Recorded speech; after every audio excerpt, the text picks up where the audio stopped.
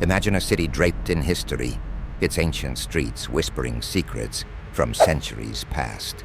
Welcome to Barcelona in the early 20th century, a city vibrant with culture, beauty, and unimaginable darkness.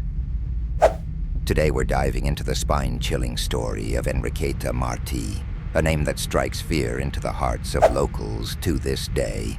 Known as the Vampire of Barcelona, her tale is a disturbing blend of cannibalism, witchcraft, and pure evil. A grim saga that turned beautiful Barcelona into a backdrop of horror. Are you ready? Because this story is about to take a turn into the macabre, the unthinkable, and the horrifying world of Enriqueta Martí, the woman who preyed on the city's most vulnerable. Let's dive in. Enriqueta Martí Ripollès was born in 1868 in a small town called Sant Feliu de Llobregat. Her early life was relatively unremarkable, but as she grew older, she moved to the big city of Barcelona seeking opportunities. Little did anyone know that this seemingly ordinary woman would soon become one of the most infamous criminals in Spanish history.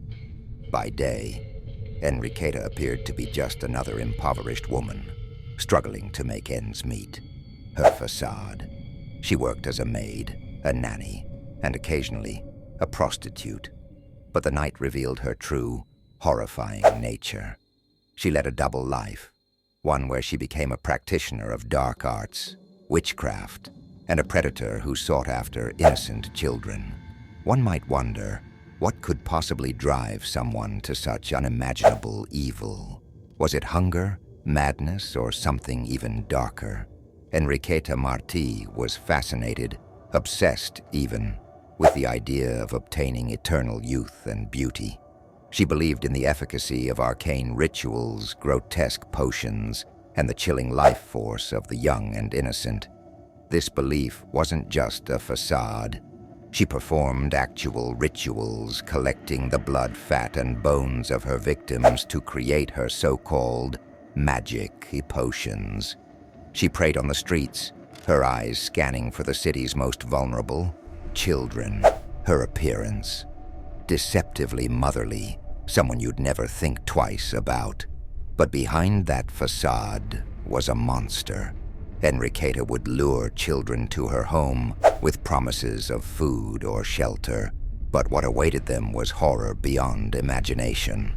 The young victims would never be seen again. Parents and the community were perplexed by the sudden disappearances, unaware that the predator dwelled among them. Her house became a chamber of terror. Enriqueta would perform her gruesome rituals, extracting what she believed to be life essence from her innocent victims. But it didn't stop there. The remains of the children were not just used for her dark rituals. She would prepare ointments, salves, and potions and sell them to the upper echelons of Barcelona society. People believed these concoctions had healing properties. Some even believed they could cure tuberculosis, a rampaging disease of the time.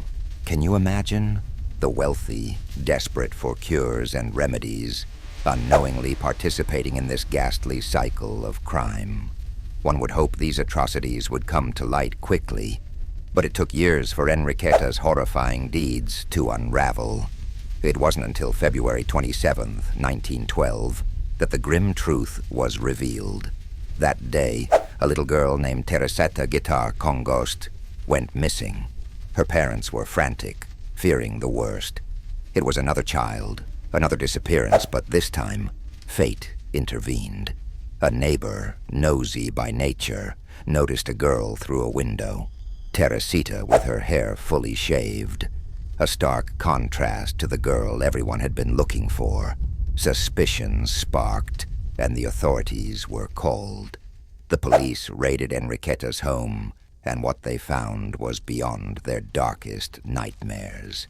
Bones, children's clothes, blood-stained tools, and jars filled with fat blood and what looked like preserved organs. But the worst was yet to be discovered. In a hidden room, Parts of children's bodies were uncovered, alongside books with recipes for potions and ointments made from human remains. The evidence was undeniable. The city was horrified, and the legend of the Vampire of Barcelona was born. During her interrogation, Enriqueta gave conflicting statements, but one thing was clear. She was guilty of crimes that defied comprehension. Parents sobbed as they recognized the items belonging to their children. The community was shaken to its core. Enriqueta's arrest and the discovery of her inhumane acts sent shockwaves across the nation. How could someone commit such acts and remain unnoticed for so long? It was a question that haunted many. But it wasn't enough. Unfortunately, true justice was never served. Enriqueta Martí never faced a public trial. She was found dead in her cell in 1913, allegedly murdered by other inmates. Whether it was revenge or the consequence of her twisted legacy, her death brought closure to the terror, yet coldly robbed the public of a definitive conclusion to her trial of horrors. Today, Enriqueta Martí remains a ghostly figure in Barcelona's dark history. Her story is a chilling reminder of how evil can lurk behind the most unassuming facades, how desperation and superstition can feed into sinister beliefs, and how tragedy impacts those left in its wake. Cannibalism, witchcraft, and sheer brutality. Enriqueta Martí's acts cement her place as one of history's most grotesque serial killers. This is not just a tale to entertain or morbidly fascinate. It's a cautionary story about vigilance, the fragility of innocence, and a city that had to face its own demons. As we step back from this dark chapter into the light, let it serve as a reminder. The most horrifying evils are sometimes hiding in plain sight. Thank you for joining us in uncovering the grim tale of Enriqueta Martí. If you're intrigued by these mind-bending explorations into the darkest corners of human history, don't miss our next episode.